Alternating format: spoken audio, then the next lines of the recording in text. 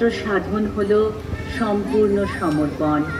তখন যেমন দেহ মন চাওয়া পাওয়ার সুদূর পারে আত্মাকে শুদ্ধ করে মুক্তির দোরগোড়ায় নিয়ে যাবার আকুতি থাকে, তেমনি থাকে সারা জীবনের প্রাপ্তির প্রতি পিছু টান।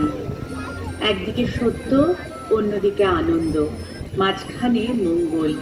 এই মঙ্গলের মধ্যে দিয়েই অমৃত লোকের আনন্দময় যাত্রার আলোকিত পথের সন্ধান দেন তিনি।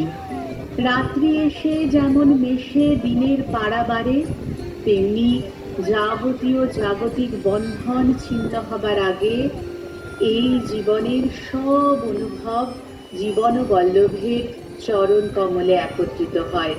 সেখানেই আছে মুখ্য, আর সেখানেই আছে চির শাশ্বত মুক্তি।